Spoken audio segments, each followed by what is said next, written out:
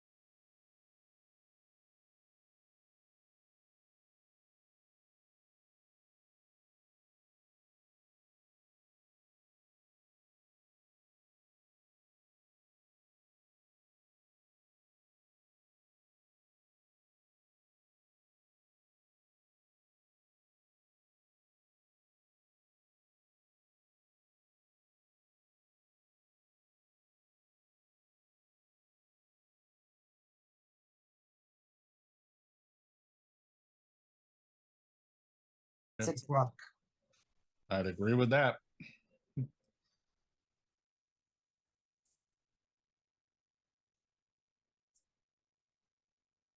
Good evening. Welcome to our August 12th Commission on Disabilities meeting. If we will start with Pledge of Allegiance. I have the trustee flag here. I'm trying to get it so that it's not blurry. I pledge allegiance to the flag of the United States of America and to the republic for which it stands, one nation, under God, indivisible, with liberty and justice for all. If Pauline, co-chair, if you could do a roll call of the members, please. Absolutely. So Ralph DeChico, Present. Pauline Perno is present. Jason Barone is Present. yay. Mario Romanis, Present. Yahoo, and Marie Fiore, Present. and Ellie Vargas. President. Yay! So everyone is present tonight. Thank you so much. Next, item one is a motion to approve the meeting minutes from June 10th, 2025. Since we did not have a July meeting, I sent the meeting minutes out to everyone for you to review before this meeting.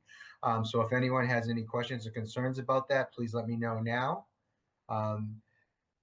Anyone have any questions or concerns about the meeting minutes from the June 10th meeting? Nope. Seeing none and hearing none from members that were at that meeting, could I have a motion to accept? Motion to approve. Okay, Motion to approve. okay. And second? Either myself or Mario. I heard both of us at the same time. So Oh, okay. How do I do?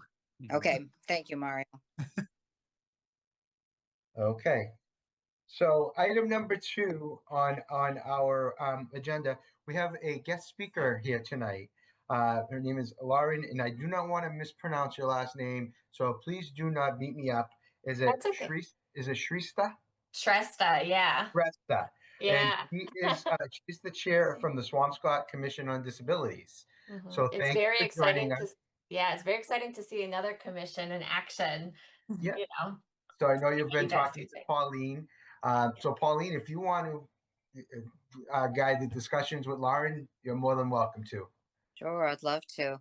Well, I had been stalking Lauren on social media for a few weeks, and I said, it would be very interesting because Revere is such a large city, and I have been going into a couple other areas and seeing the community and how they function.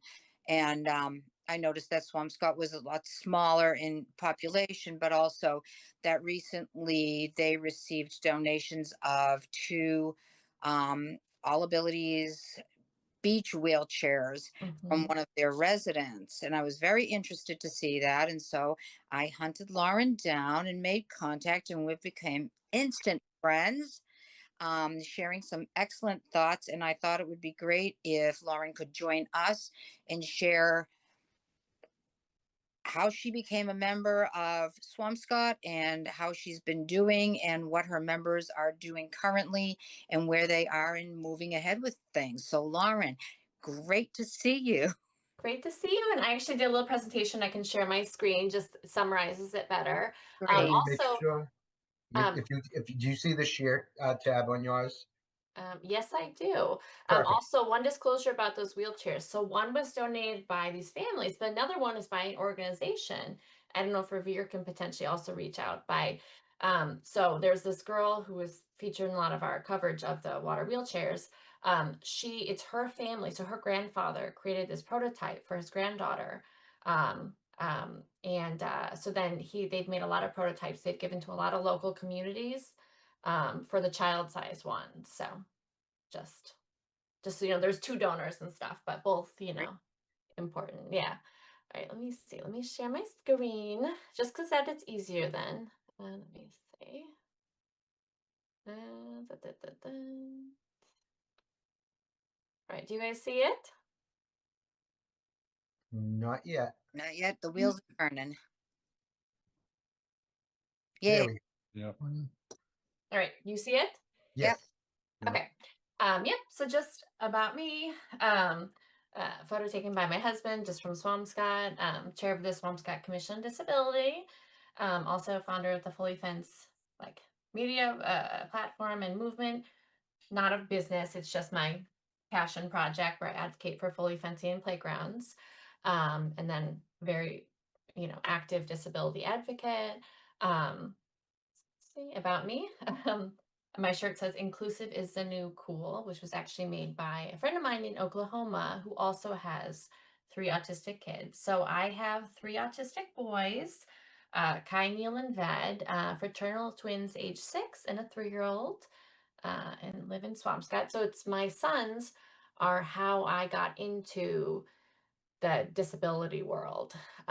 So my son Kai on the left, Neil, Ved, and that's my husband with 2 of my sons, Kai and Ved. So my sons are all, I'd say, considered pretty severe with autism, but the twins are the most severe, and the one in the yellow life jacket is very severe.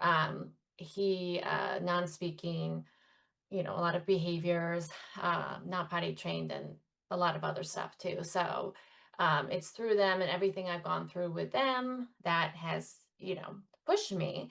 And through that, I've gotten to know a lot of other, that's why I joined the Swampscott Commission on Disability. And that's why I've just become very active. And it's introduced me a lot of other disabilities too. Um, like, different, not just, autism. See, this is just my fully fenced because it's part of, what I also incorporate into the Swampscott Commission on Disability. It's just like I said, it's just my platform, and where I provide templates people can use from around the world to advocate for their to fully fencing playgrounds in their community. Working with someone in Oklahoma, Sacramento, and even Perth, Australia right now, to helping them get, playgrounds fenced in. And there's a recent article I wrote for Altiplay, who makes a lot of New England playgrounds, just talking about why it's important. And then recently as well, I'm very vocal and active in the autism and disability community. I have a whole resource directory, and I recently started one for support groups, which, I just give out to, you know, people, whoever wants it. And it's actually pretty applicable to a lot of different disabilities. But I was contacted recently by the Massachusetts School Counselor Association, and they distribute it to all their members in Massachusetts. So it's just by region, and then I even have some ones that are applicable to the whole United States. So just something that I've also done in my efforts. So now to the Swampscott Commission on Disability. This is us. This is Michelle, another commission member at our recent water wheelchair launch. So our members are myself, I'm chair, Jeffrey Brand.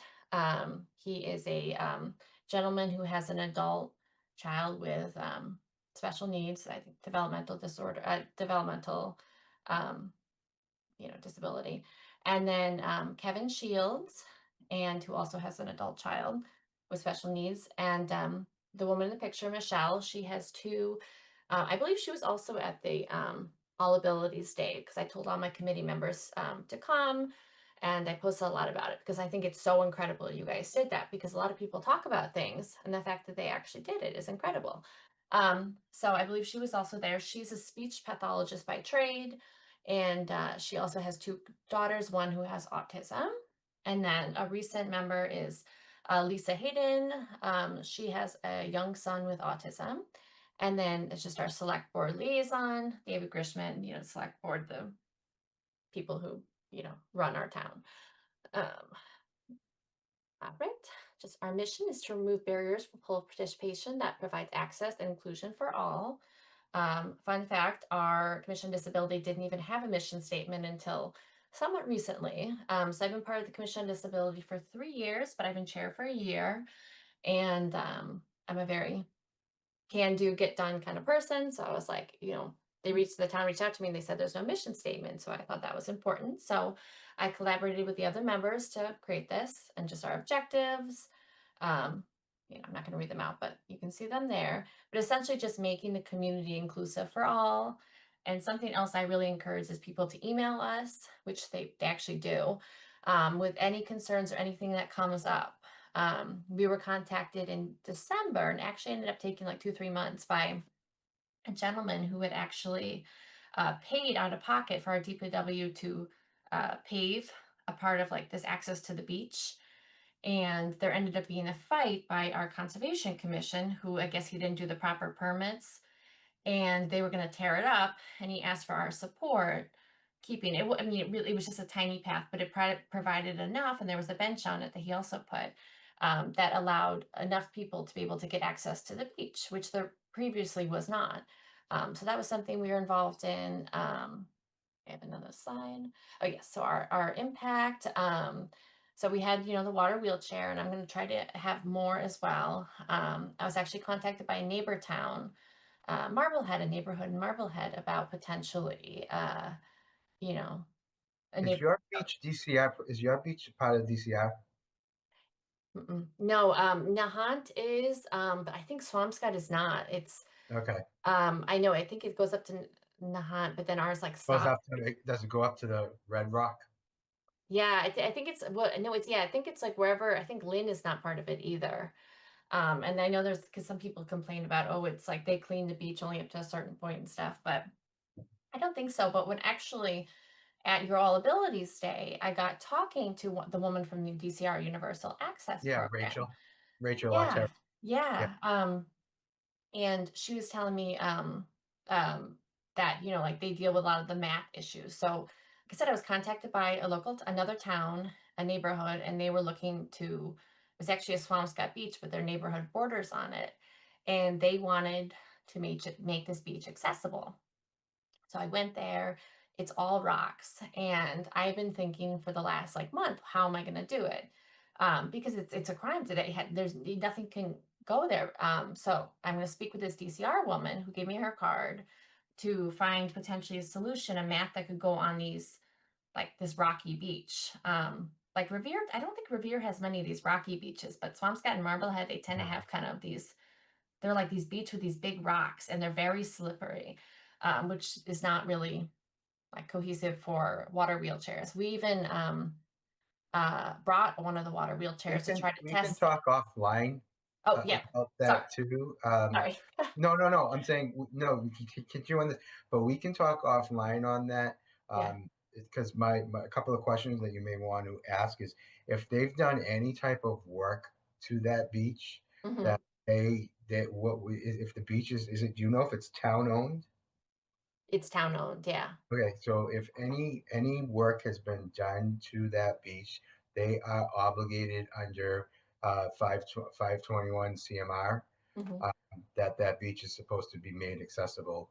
Um, so that's my other hat that I wear Yeah. during the day for the Mass Office on Disabilities. Well, I think they're willing to, and actually, this neighborhood I think is willing to pay for the stuff. It's Yeah, but they shouldn't have. oh, okay, yeah. If it's a Well, public, if is it a public beach? it's public. Yeah. Yes. Yes. Yeah, I think but they said they hired consultants and nobody can figure out how to make it work around these rocks. So Yeah, I'm, they would have to I'm build. They would probably have to talk to the Army Corps of Engineers. It's probably who they talk to, but yeah, because of the topography, there could be issues with it. But when they yeah. do any type of work there, they're obligated to try and make it accessible, whether they have to build boardwalk or whatever. But then you come Yeah. into the Army Corps of Engineers and things like that. Okay, I didn't know that, so that's good. Ralph, Yeah, I'll, many I'll reach public- out to you. Yeah, I'll reach out to you offline. I'll send you Yeah. some pictures and stuff. And yeah, I didn't know that, so that's good to know because, like I said, I've been thinking and searching about trying to find answers for that. So that's good to know. Okay, I'll circle back around with you about that. Another new initiative we're working on right now is we're fundraising. I believe we already have the 3 benches fully funded. They are just putting benches near the beaches. Like I said, despite being a beach town, it's really not the most accessible. Especially it's really only our main Kings Beach that really has any sort of benches and stuff. So we're looking to add benches around town, donated by residents, to put in just to give residents a place to sit down. People want to go to the beach and they want to, that's just one of the projects we're working on. We're also, yeah, I already touched on making sure the beaches are accessible, like I said, which is still a big issue with a lot of our beaches are not accessible. They're like, you have to practically go hiking to go to a lot of these beaches, which is, I mean, even if you are an able-bodied person, they're not particularly easy. So that's something we're working on. Last year, we also, there was no accessible offerings through our recreation department. So I contacted the Greg and Kristen who run the inclusion sports, and I connected them with our rec team, rec department, and because I spoke to the rec department first, and I connected them and brought the inclusion sports to Swampscott as there was nothing before, and so that's another thing I'm working on as well is trying to make our recreation department more accessible. So I've been speaking with some people in other towns as well who have had a little bit more progress getting the recreation department to include like one-to-one aids and stuff like my kids can't do anything at our recreation department so that's something that's a work in progress. This is our new elementary school. So the second I knew they were building an elementary school, I was on them about making sure it was accessible. One of our former members, Ginger, is hard of hearing. She worked with them to make sure that it is okay for those who are hard of hearing. Because they were planning also on holding like events there and meetings. So it's not just students, it would be members of the community, to make sure that the acoustics match for those who have like the cochlear implants, which she did. I also made sure that the playgrounds were all fenced in. They were very good with that. I was also concerned when I had toured, there was like a big drop. They said they're working on getting a piece of plastic, you know, there so kids couldn't go over. So I really did a lot because it's a very big school, and trying to make sure it was accessible. The next thing is our Michelle, another one of our members, got a grant from the Flutie Foundation this summer. And hopefully before school starts, I don't know if that's going to happen.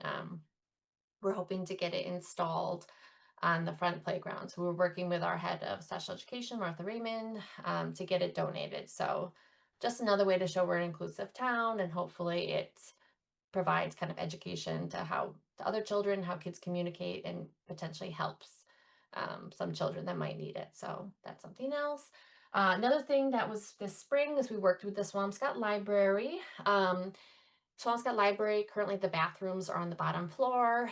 It has some ramps, but it's really not overly accessible. So the library asked for us to support them and write a letter they were looking for a grant to make their library accessible, which of course we supported.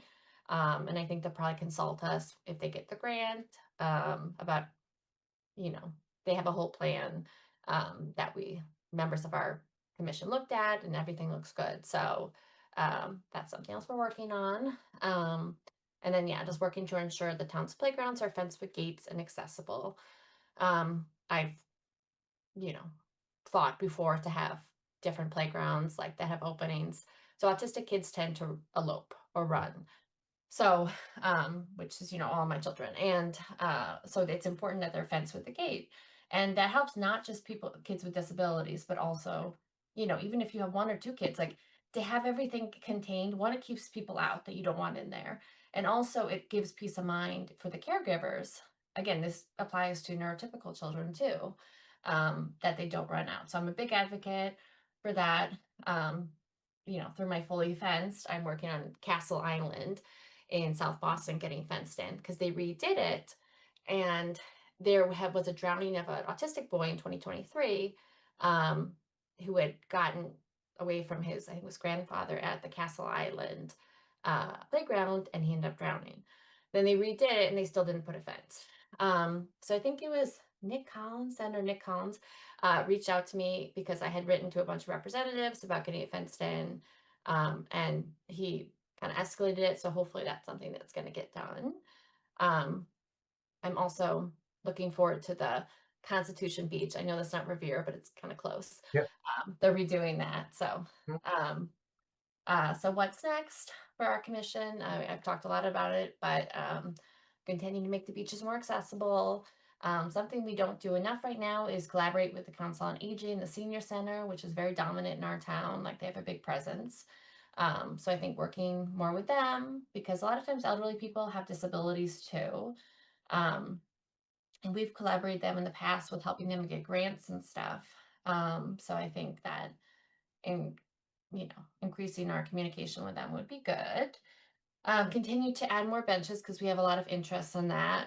And I feel like that's, like I said, that's a good way. Benches is a good way to at least provide, something to a lot of the community, because everyone uses benches, but especially those with disabilities. Um, again, continue to advocate for fully fenced playgrounds and splash pads around the world. Continue to advocate. And also, I was very inspired by your, All Abilities Day. So I think I want to do, I don't think we could ever, do, not quite for a while, do your level, but something a little bit like that where we have some members of the community test Not us. to, not to toot any horns, but you really have to see the one that they do at Constitution Beach. The triangle one, I didn't see about it until it was too That's late. last year was our first one that we did, and I piggybacked off of Triangle, and that's who gave me some ideas on how to do the Revere. This was our second one. It was you guys did such a good job though. It seems so organized. Eh, could have been better. I thought it was very good, honestly. And I'm not being nice, I'm being honest. So I want to check out the triangle one. Triangle, yeah, Triangle does a very good job. I have the contact information who runs that. Yeah. This was their, I believe this was their 8th or 9th year doing it. Oh. Well, that's probably why it's so good then. They've kind of fine-tuned it and stuff. Yeah, I saw that. I think it was DC. I saw Yeah, it. what I tried doing is they have theirs the week before mine. Mm-hmm. So I try and make it easier for the Universal Access Group because they have their equipment out west in Amherst.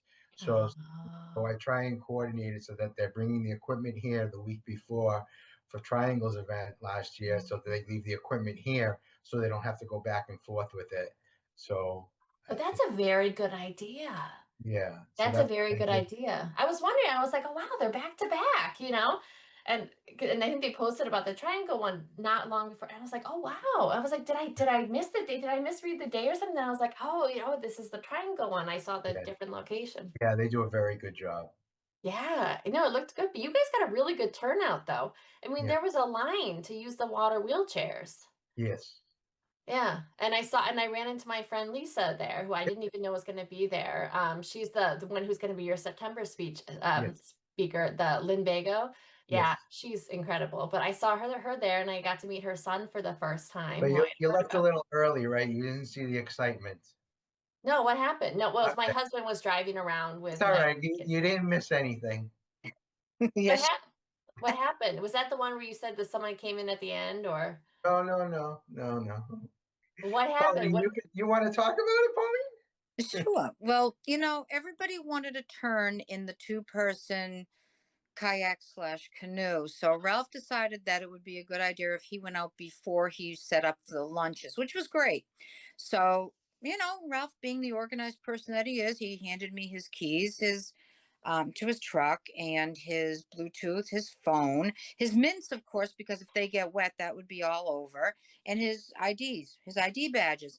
Yeah, And so he's got his vest on. He good. gets in. Rob gets in, and out they go. And, they made it out. They went over a couple of smaller waves, which were great. And they caught one wave and over they went. Wait, who was the other person? It, Lisa's wa- son? it was Rob from Waypoint who was in the back, Oh, and and Ralph? was in the front. And so Ralph forgot one important item to give me, and that was Oh, glasses. oh no. But I looked at some pictures that somebody so graciously sent me when we tipped, and I first went under and came up. My glasses were still on my face, but when we got hit with that 4-foot swell and went back under, that's when I lost my glasses. So, Lauren, when you go to Mm. the beach in Swampscott, if you happen to find an extra pair of glasses, send them to Ralph, please. Oh my God, that's terrible. So I wear contacts, so I can't imagine. Like, you must have been like blind, and how did you? Oh, I still am. I'm wearing an old prescription and struggling to read anything on the Oh computer. my God. But I would be like, so like you're in the water, you have Yeah. to paddle this thing, and then you can't see anything. Like, oh my gosh. But the best part is after they came out of the water. Now, Rob and the other woman that was from Waypoint, they were dumping out the water out of the boat, and all of a sudden they hear yells for help, and it was an older woman What? who decided she was going to go in the water, and she was fine. She was only up to about her calves, which was fine. But one of the waves must have caught her and she went down on her knees, but then she went under and she was able to come up. She yelled for help. I will tell you, the response time for her, I don't even think the P for help was out, and they were in the water getting her, and they were able to get her. She didn't go back under or anything. But it was, you don't think about these things until they're happening. Like, Yeah. first of all, I don't even know where this woman was from, if she came with that group or if she was just a single person going in. Yeah. But the importance of, really, if you're with a buddy, you go back to your fencing and, keep people in that need to be in, keep people out that need to be out. But Mhm. again, I don't know who she was with, if she was with anybody at all, but they were able to get her and they got her out of the water safely. But it's like they're emptying a boat and they're diving in the water to get her. Yeah, So a yeah. little They're, activity. they're fully certified. They were acting as Yeah. certified Yeah. And attendants. it went smoothly, and she, you could see she was grateful, and there were no ill effects. Obviously, she was Wait, so able who did to the rescuing? Was it Waypoint or was it wait, Wait, lifeguards? wait. no, wait. Waypoint. Yep. Wow. Yep. That's incredible. I just I've been looking at that was another thing that I learned as a result. So Rob reached out to me when I posted about the All Abilities Day and he said, I'm going to be there. But I didn't end up meeting with him. I'm going to talk with him on Monday though. Hmm. And I'm like super interested because I never heard about the organization. Lisa, I guess, has done stuff with them before for her son. But I'm interested, one, They have talking about him them. because I know he's Lynn based, which is close.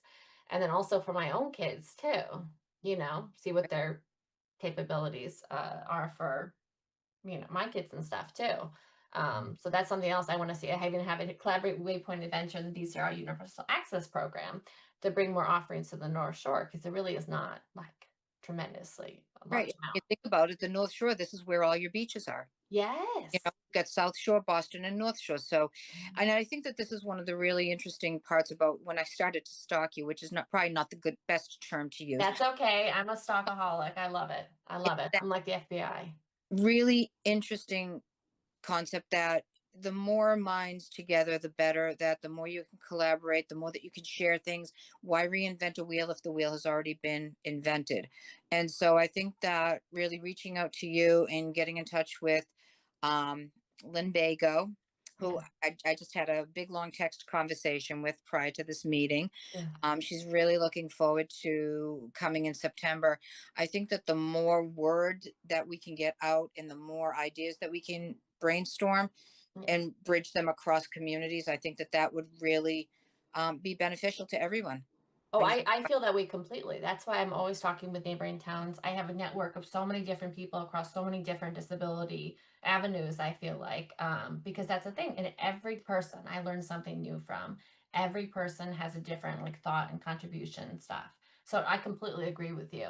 Um, and like strangely enough, I've never spoken to the Marblehead Commission on Disability, but I heard they have one.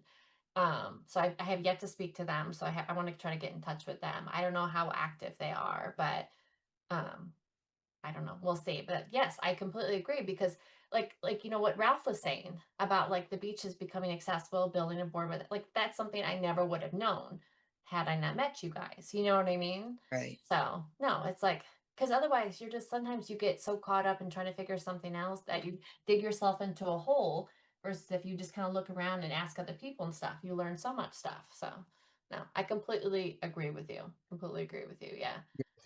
In Revere, the thing with Revere, it's DCR owned, so it's not owned by the municipality. Mhm, But when a municipality owns the beaches, if Swampscott owns the beaches, then they have Title II obligations mhm. that it has to be accessible. Yeah. I didn't know that. I didn't know that. I don't even know if Swampscott knows that. Yes, and it's Well, what triggers it is if they do work to it and different things trigger it. yeah. It's time for a field trip to go to Swampscott. Yay. Yeah. There's so many beaches though. There's like all these like New Ocean, Iseman, Wales, There's a Kings, lot of them though. Fishermen. There's a lot of private beaches too. They're And so, probably I think that might be Marblehead though. yeah, Marblehead is where you Marblehead take has a lot of private beaches. private, yeah. We don't really have too many in like Swampscott. I think that's mostly when you get across the Marblehead line that they have that. But like I said, this one neighborhood uses the Swampscott Beach, it seems. But yeah, so it's that they but there's like but all these beaches in Swampscott, like I said, you'd swear we were like on I don't know, like on it's like some jaggedy coast, like with all the rocks and everything, like not the most beach friendly and stuff. But Fisherman's is pretty good. King's is good, like in terms of sand and not being all rocks and stuff. So, but Yeah, yeah. so what they have to let people know is if they're not accessible, they have to let people know where the accessible beaches. hmm Well, I've heard stories about people falling and stuff. They're trying to go Yeah, to so the they beach. probably have to say not open to the public or you have to put Yeah. some warnings there. Yeah. Oh, definitely. Well, I mean, it pretty much an assumption that they're all not accessible. But how can you be a beach town? That's my whole thing. And I can't believe nobody's really talked about it anymore in my town. It's like, how can you be a beach town and like a large portion of the residents can't even go to the beach because it's not accessible. And this, like I said, this includes like elderly people and stuff too. Because Yeah. when the beaches are like most of the beaches are all stone, and I mean stone and an incline, like Right. not accessible at all. And I said, why do these beaches not, why can we not, was there nothing we can do to make them accessible? And people just kind of like write it off. And I'm like, no. So yeah, so that's like pretty much my big thing is like trying to make them accessible. So no, that's good to know, Ralph. That's really good to know. So hopefully I can make some headway with your insight. Let me see. And then nothing, this is just it's an old picture of Fisherman's Beach. It kind of comes in a little pixely, but um, personal, Lauren at Now, playfence.org. where's Fisherman's Beach located near? If The the pier. is it like in relationship to is it still called Anthony's Pier One, the restaurant, or they changed the name? Nope, that's still there, but that's the one that Swamps Where got is it in purchased relationship recently. to Fisherman's Beach? So that is not near Fisherman's Beach. That's King's Beach. Fisherman's Okay. down near there's a pier. It's like this big boardwalk kind of thing, pier that goes out into the water.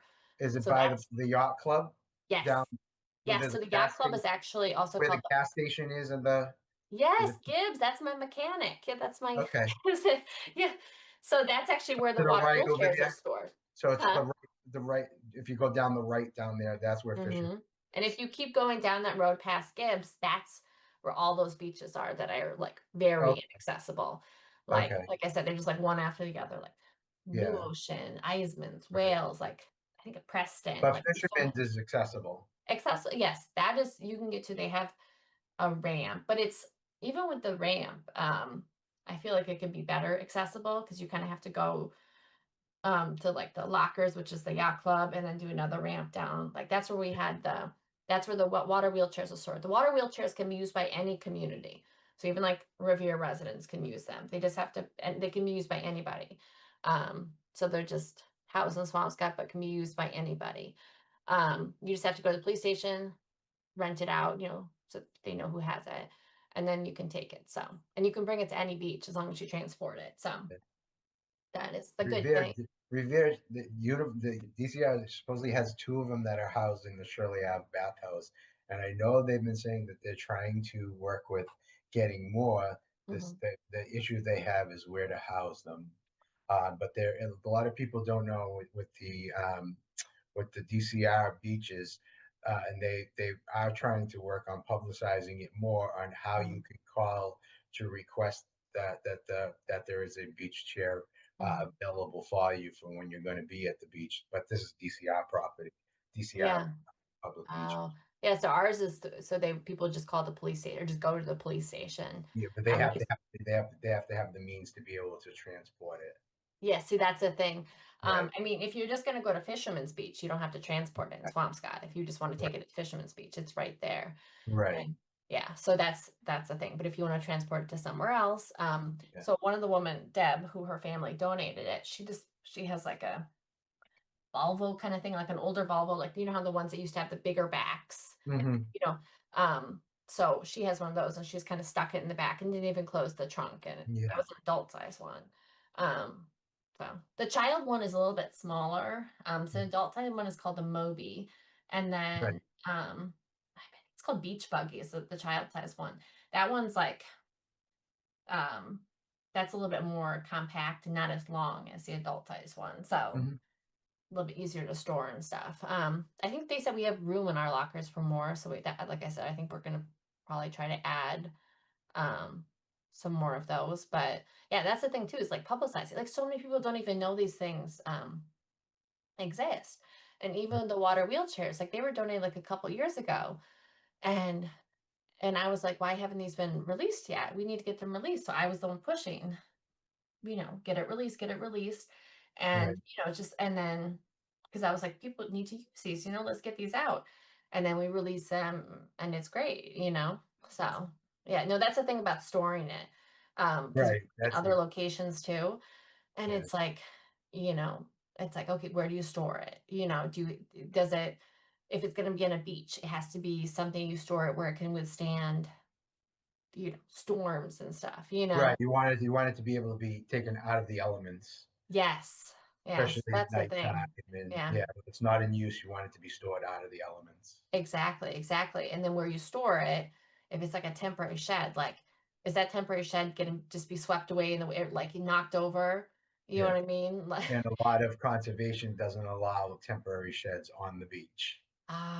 okay. Well, see, that's another thing then we probably, Yeah, so it has that's, to be it has to be stored in a permanent structure because mm, conservation does not allow temporary structures.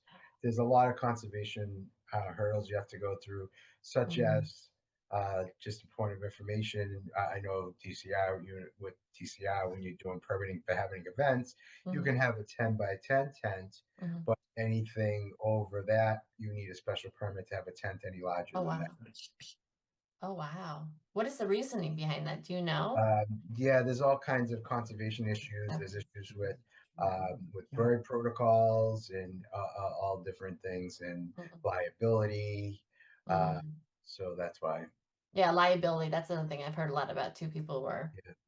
nervous about liability things. And the Uh, other thing with the structures, it gets yeah, why it has to be a permanent structure because if a storm comes and they don't want anything washing into the ocean and yeah, yeah. So that's the thing. We were hoping to put them at some other beaches too, but the only place that we have a structure is one, the other beaches aren't really yeah, accessible, but is the Fisherman's Beach. You know what I mean? Because that's the only place we have to store it. And you said you're running into the same thing yeah. too. They have it at another. There's another part of the beach. It's the Shirley Ave near the Shirley Ave bathhouse. I Hmm. believe is where they have them stored. Hmm. Uh, but I don't know if where we were if there was room because I didn't see when that storage shed was open if they Hmm. would add room to put them in there. I know there's a senior living facility called the Jack Satter House Hmm. that has been looking to try and purchase or get the beach chairs, and they'd be willing to have them at that location. But I'm not sure if they know how they're not very easy to move from across the street to another location. Yeah. So that's the other thing with them. They're not very easy to move from one location to another, Hmm. especially if you have to cross a road with them or anything like that.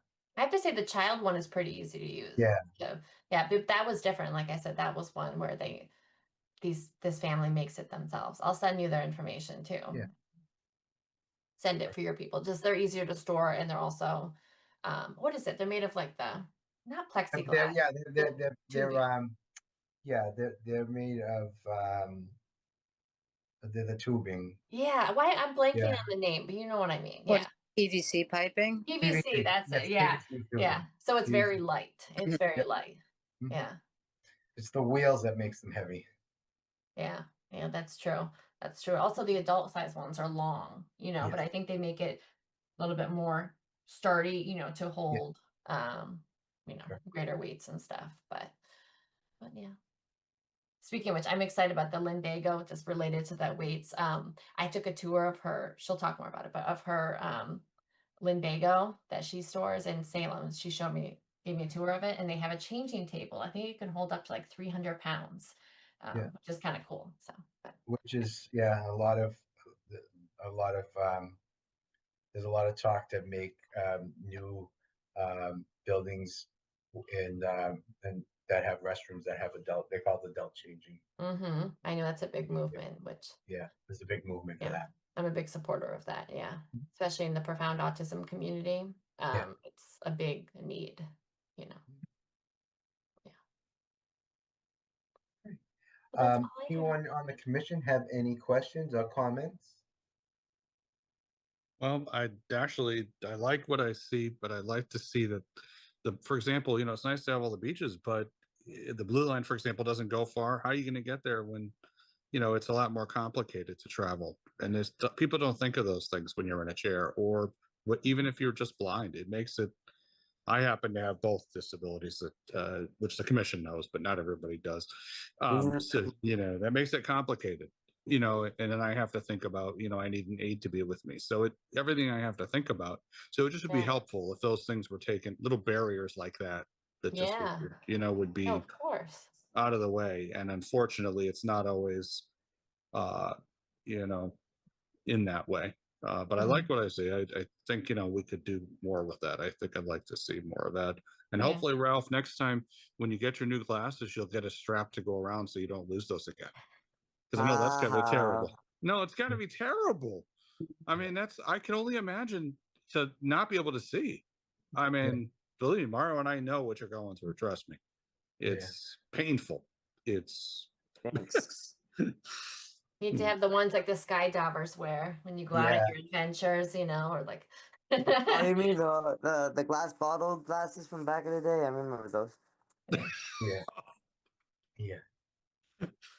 Any other members have any questions or comments? Just to thank you, Lauren, for joining us. Thank you for sharing. Thank you for having me. It's so nice to meet all of you guys. Thank you for I agree. I agree. all of the work you're doing. I think it's very true. No man is an island. So once we collaborate and start to share ideas and progress that we've made, it's the better for all. So thank you. And thank you, Pauline, for thinking of this. So really happy to meet you and hear all that you've done. Thank you. And Pauline has my email too. This is my Lauren at Fully Fenced, but I'm also laurentrusted26@gmail.com. So always feel free to email me with anything. I'd love to work with you guys. And Lauren, I will send you my other contact perfect. email address. Wonderful. Thank you again for that. Very, very helpful. Yeah, definitely. Insight. And I may be able to do something else with your commission with Mass Office of Disabilities. Perfect. Yeah, reach out to me. We can chat more. Okay. Yeah, definitely. Perfect. Thanks, guys. Bye. Thank you, Lauren. Thank you so much. Keep up the good work. Thank you. All right. Bye-bye. Okay, so I will move on to item number 3 is updates and next steps from the June 10th meeting. If we have any quick updates from Pauline and Anne Marie regarding the calendar for future monthly guest speakers. I know Pauline briefly mentioned who we're possibly going to have for September. So if you wanted to. For September, we have Lisa Tani. She is the co-founder of the Linbago. The Linbago is similar to I don't even know how to put it. I guess more like a mobile changing station on one side, available for, full size for adult. And then on the aside a sensory relief area. So if people are overly stressed out, too much activity, just need to have a safe place to go and decompress. But it's an all-in-one unit. Um, she's very interesting to talk to. I also met her on Saturday, and I met her husband and her son. And she will be joining us on September. Like I said, September 9th, I think it is. And so I have information from her. She has all the emails, and she will be reaching out to confirm everything. And she looks so forward to joining us. So I'm finding that, as I'm looking through people's social media, I'm not a real social media person, but I've become one. I'm finding more and more interesting folks to come across. I will also, as I discussed with you, Ralph, I will reach out to Board of Health to come in and do a little bit of something on the resurgence of flu, COVID, vaccine clinics coming up, safe health practices, whatever else. I had one more thought though. I'm wondering if um, I know that CPAC is not yet back in swing until the school year, but maybe linking CPAC with Lauren, where she's done some stuff with schools as well. That might be an interesting guest speaker for them to tap into. So that might be a possibility. And then I just had that question about November, and then Yeah, that's what I was going to talk about too. okay. So that, Yeah, November's meeting is scheduled for a Veterans Day observance. So I believe that the city is closed that day. So we may be skipping the November meeting. I will know, by our September meeting. I will double check on that. So we may not be having a November meeting. So I just wanted to let the commission be aware of that because this year I believe Veterans Day is being celebrated on the Tuesday, which would be our scheduled date. But I just want to check on that. Hmm. So the next item I have is Anne Marie, if you wanted to update, give us some updates regarding the music therapy program, the one that we're collaborating with the Revere Park and Recreation Department briefly. I know you've had some communications and what the issues were. We're trying to get the workshops going ahead of things. So I'll let you talk about that. Sure. So we were hoping that we were going to do it in the spring, but due to staffing issues with the community center, Boston, we weren't able to. So the thought was, well, let's do it in the summer. But when we tried to do it in July, there weren't many signups. I had a feeling maybe that would be the case just because school was out of session. We weren't really able to collaborate with the schools, CPAC. So the hope is that we're going to try for the fall, to be determined if it's going to be early fall, late fall. I think Jen from Parks and Rec is going to look at the schedule and see what is open, and then we'll make a decision. But it's also so seeming like maybe it's going to be something that's going to need to be more of an outreach, that we're going to have to try to go out to the schools and to the special education and with CPAC and see if there's a need. And hopefully, it will be a help to the community. So that's the plan for now. We're just waiting to find out from Parks and Recreation exactly when we can try for this again in the fall. Okay, thank you. The next item is one that we've carried over a couple of months. It was an update regarding letter sent to Representative Turco regarding the Revere Beach crossing safety concerns. Specifically, Ellie was going to try and contact this office directly to update. It was going to update the commission. So I know Ellie's been having a few things that she's been dealing with. So I'm not sure if you were able to do that. No, but I will contact him. I have to go to Boston anyway, so I'll take my mom to her doctor's appointment, send her back on the train, and then I'll go to City Hall Okay. or whatever, and then go to his office. Okay. I'll try to go in the morning. Thank you. And no response whatsoever, correct? Yeah, no response. I am not surprised. And you There's a still lot have of- the letter, correct? That I sent you? Yes, on the email. Okay. Okay. Next is, we talked about it briefly, but updates and thoughts regarding the All Abilities Day out at Revere Beach on Saturday, August 9th. I have a few quick pictures that I just wanted to share. Let me see. You can see my screen. Uh-huh. Okay. Let me see. And let me know if okay, you can see this, as the pictures are coming through to everyone. Oh, Yes. I can see him. Yep, yep. Yeah, this is one of the pictures. What we did a little different this year is we set up the tents on the sides of the ability mats, so that and it went right onto the cement where you come onto. So anybody in a mobility device could get right to the tables. So we had that there. There's a few snapshots of some attendees coming and sitting in the chairs. That's not me in the canoe, so don't worry about it. I made sure I didn't put any pictures of me capsizing or anything. This was somebody that was going out in the canoe. The water was starting to get a little choppy. Let me see if I can make this a little bigger for you. Is that any better? Yeah. Okay. We go to the next picture. Let me see. Um, close this down. Okay, let me see the next picture.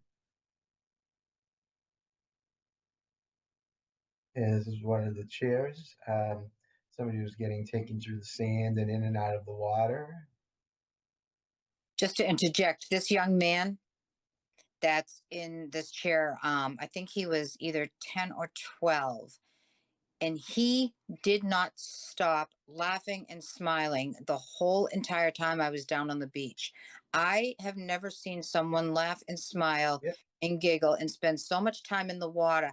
I thought he was going to come out looking like a prune because he was in there so much, but And he went in the canoe before me. that's right, he So did. And he came out, they said that his life jacket weighed more than he did, that's how much water was being taken in, and he just kept laughing and smiling, that there were no issues, no anything, that they were just so pleased that he had so much fun.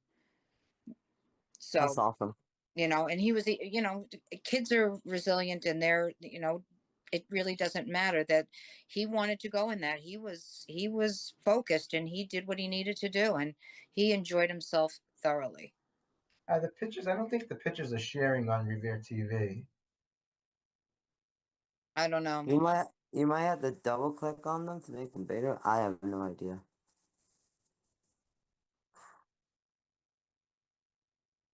Yeah, they're just because all it's sharing on Revere TV is They have a different. Yeah, it's weird. I see yeah, what you're just talking showing all of them together. about. Which is not you no, but it tells you the full image on the right side, but you can't really drag it to No, zoom in, which kind of I'm gonna defeats the try, purpose. try something.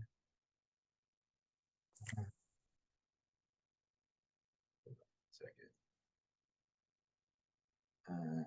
Let me close this.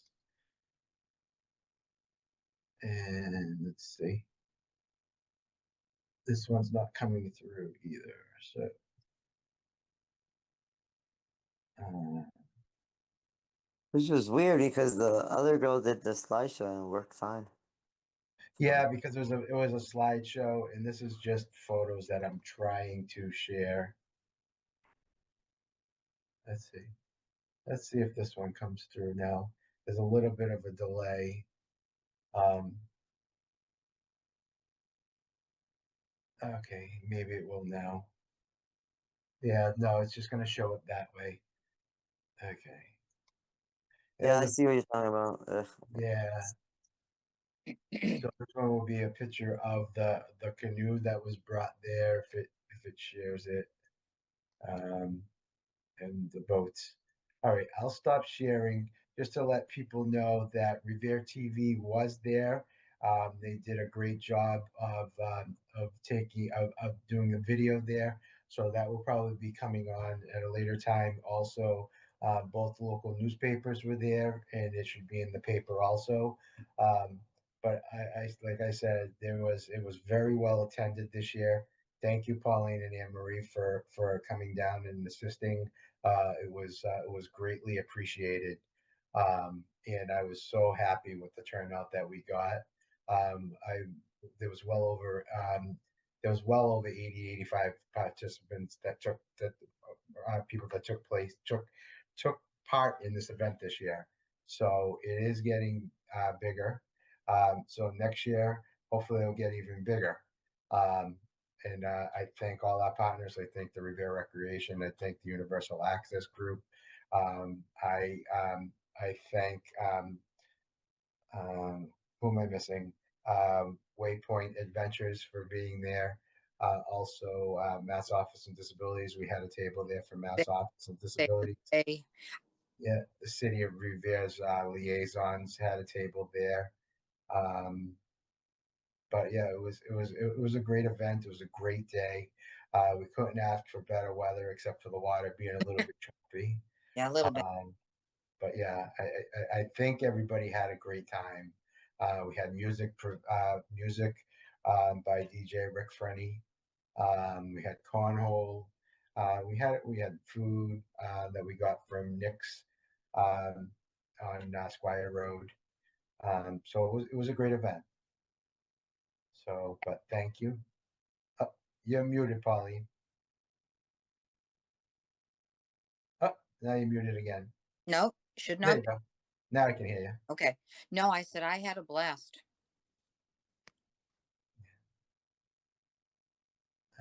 Did I stop sharing? Let me see. Where's my background?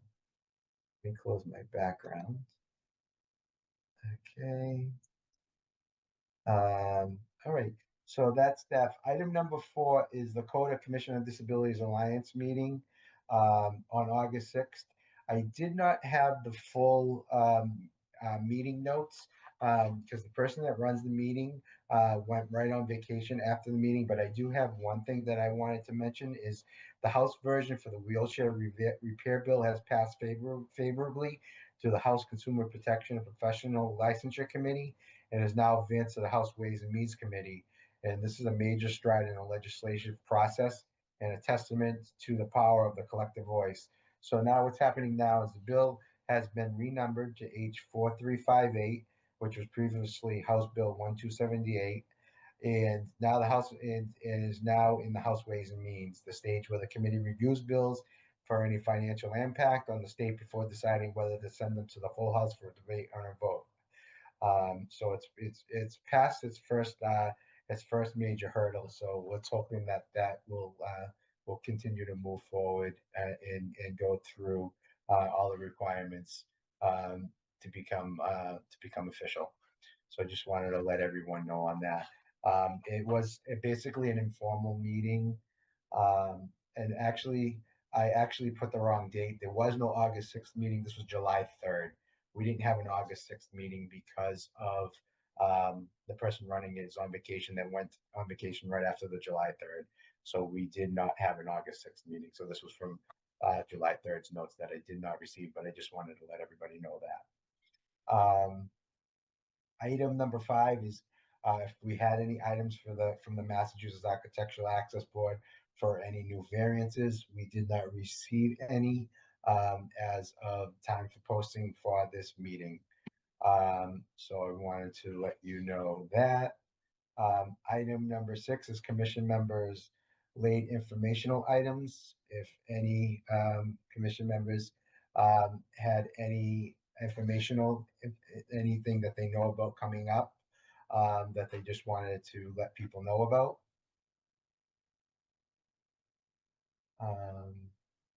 Seeing none, I will move on to item number 7 is Actually, Ralph, I Yep. do actually have some Okay. info. Yep. So couple things to put out there, and this affects anybody with disabilities that I ran into, and something I didn't even know.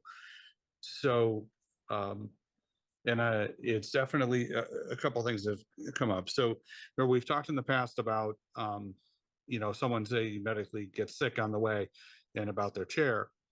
Now, as I had told Ralph that I found out that every city and town has different setups for that when situations like that occur. I did find out that Salt Lake City, Utah actually has a way to take care of that issue. So hopefully Mass will pick that up so that people who are in their power chairs will have a way to get that taken care of when they go by ambulance or, situations like that. Hopefully we can pick that up.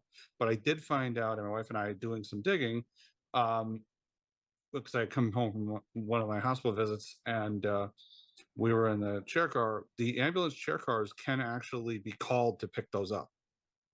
Okay. So if people do that, that will assist. In addition, technically, fire trucks can be taken care of to do that. This is just a matter of people getting that, and that's what they do in the Salt Lake City. The fire trucks take them.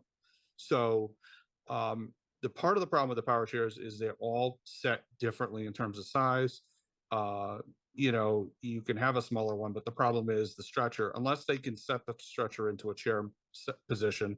But even that, because of the way the ambulances are packed, that's part of the problem. But the person shouldn't be leaving this somewhere. They need to have a resource, and most city and towns have a way of connecting with law enforcement or somebody to try to, even police departments, to carry them. So there's ways to solve that problem. No one should have to be worrying about that going out, because otherwise you're going to not want to leave. You're not going to want to go away from home. You're going to be constantly thinking, what happens to me? That's living in fear. So that's something I did happen to run into. The other thing I ran into, this is important, is that, and I didn't even know, I learned the hard way, that Mass Pioneer is not an entry point for ambulances no longer, as of 5 years ago.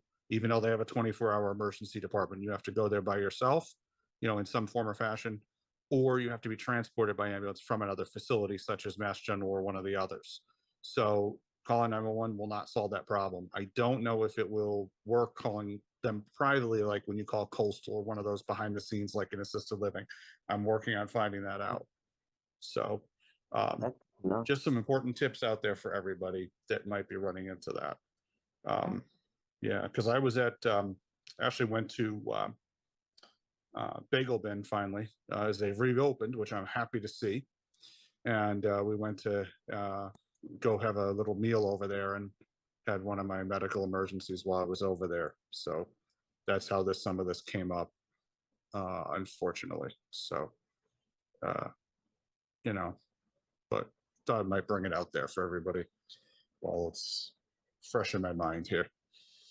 Maybe I know me and Pauline were talking about some future guest speakers with the emergency response departments in Revere, such as fire department, police department. Maybe when we have one of them, discuss this with them. Yeah. Gotcha. Yeah. So any information that you can find, we could, put it all together and have it for a future meeting with them if we can get them on the agenda. So Pauline, does that sound good? Yes, it does. Yeah. Yeah. Because they'd probably be the best ones that will know how Revere will handle it, and if they don't handle it, how we could possibly see about.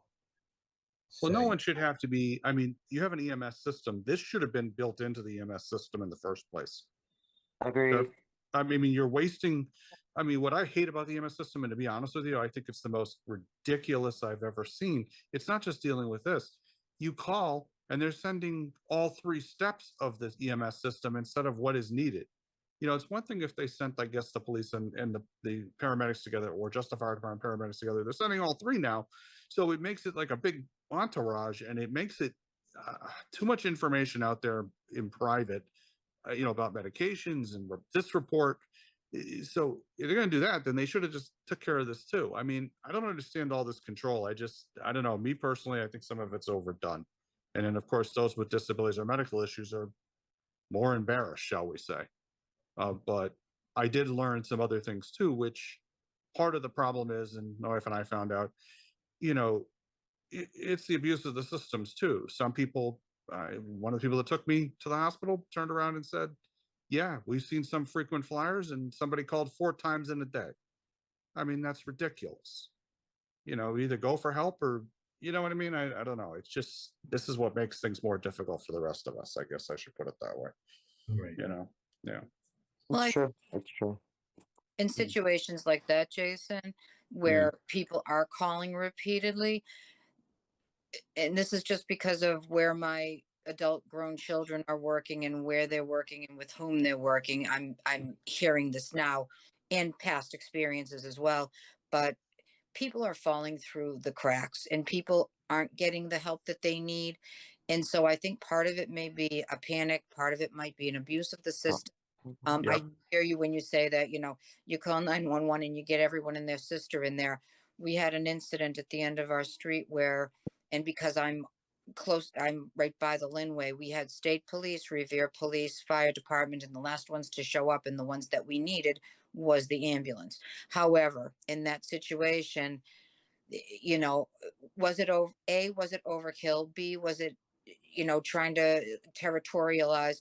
Or C, was it whoever gets there first to take command of the situation? So I think a lot of that has to be sifted through too, but I do see what you're saying. It's extremely heart wrenching when you see, upwards of 10 and 15 to 20 people coming to 911 call for what could have been handled maybe on a smaller scale and more.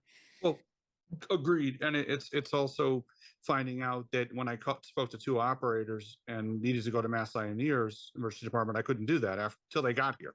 Right. And that's ridiculous. And So the only found out that's is because of my son, who was telling me that, he was transporting people from MGH to Mass Ioneer. And I'm like, what do you mean? And he goes, well, they don't have an emergency room, even though yes, they do. They do. they do It's- have the emergency room, but you can't Yes. go direct. Yep, you can't enter it as an Right. ambulance. Right. Yep, And that's what exactly. he was saying. And I was like, I was very interested in that because I never really thought about it. I never gave much thought to it. And then I'm thinking, well, you know what? That's good information to have. Too bad. Yeah. But Well, yes. they have admissions upstairs too. So Right. it's not fair because we're also one of the few in the country that have that. And the problem is, it's also just the emergency department's overridden. I went the first time, MGH didn't do squat except for some blood work and threw me out. I was still having problems. I was having, severe nosebleeds. We're talking upwards of an hour at a time. Real bad. Went to Brigham, and the second time around, better. They did a lot more work, blood work, all kinds of X-rays and stuff. Ended up getting admitted, and and that's another part of the story too. To caution people, make sure you know what you're looking at, because I got a surprise when I got an email from my insurance saying, your doctor submitted something that was denied. I thought it was originally something for my primary for, something. Come to find out, it was a hospital admission that I had, which they didn't send the paperwork to them for. Yeah. As a hospital. There How are do you know? major problems in our healthcare system and in our transport and our 911. And that's a whole nother discussion for. Right. Yep. But I know you'd appreciate it. So that's why I put it out there. So Coffee and Thank you, Jason. yeah, no problem. Any other members have anything they want to discuss? If not, I will move on to item number 7, residents' concerns and issues. I have one that I just wanted to mention that I've received a couple of calls, but they've been all as anonymous. The residents haven't been leaving their name or number, so I haven't been able to contact them back. And it's dealing with the issues of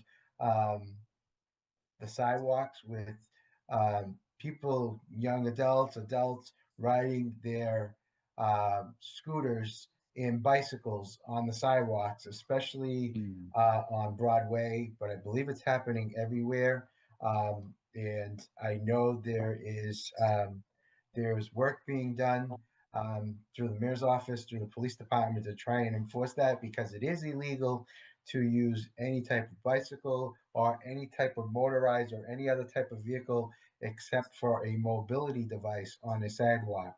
I know there's been a couple of near misses with people coming out of businesses getting hit by people on these electronic recreational scooters. Sidewalks are supposed to be cleared. 4 feet is a sidewalk. There has to be definitely at least a 36-inch clear path of an obstruction in case something is there. So it is rules and regulations. But I do know that the mayor's office, along with public safety and the police department, is trying to rectify that situation. So we were made aware of it through a couple of voicemails that I have received at the Commission on Disabilities. I just wanted to let people know that the city is trying to rectify that. It's not just a Revere issue, it's happening everywhere. But I don't know what happened to the days of people not riding their bicycles on the sidewalk. And now we have bike lanes and they're not using the bike lanes, but sidewalks are what's in the word walk, sidewalk. You're walking on it, or you have a mobility device, but they're not supposed to be used by these recreational scooters, recreational bikes. Those are not supposed to be on any public sidewalks. So I just wanted to let you know that the city is dealing with it and trying to rectify that situation.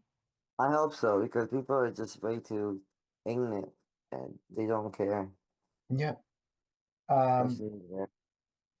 Item number 8 is next steps. In our next steps, we're just going to carry over um, the first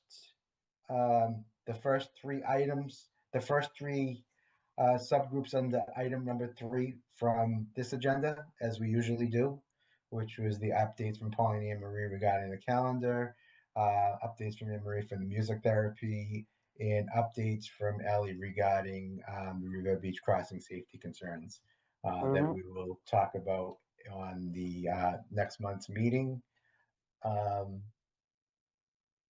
And as I said, I will also update everyone if we are going to be having a November meeting.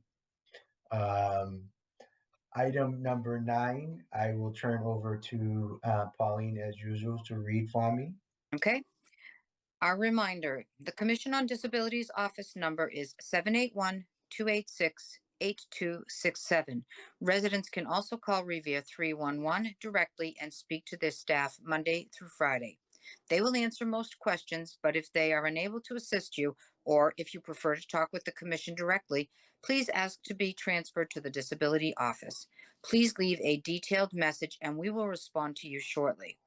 As always, please don't hesitate to contact us if you would like something discussed or added to our monthly meeting agenda.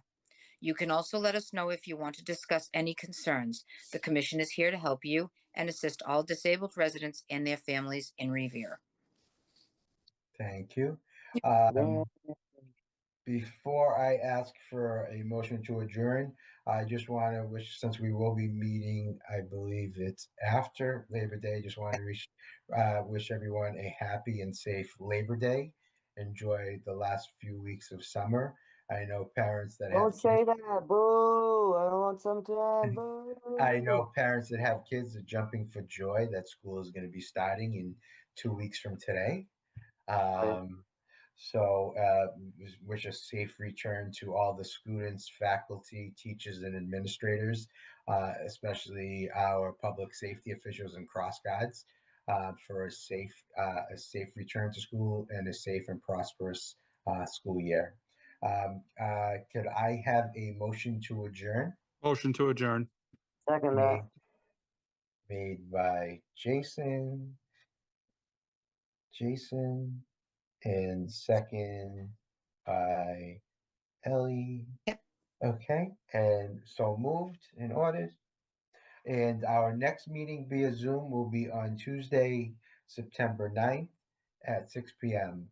As always, thank you to the commission members, and please stay safe. And you also enjoy the rest of your summer and have a safe and happy Labor Day. You as well. Bye-bye. As well. Everyone. Have a Sorry. good night. Good night. I'm gonna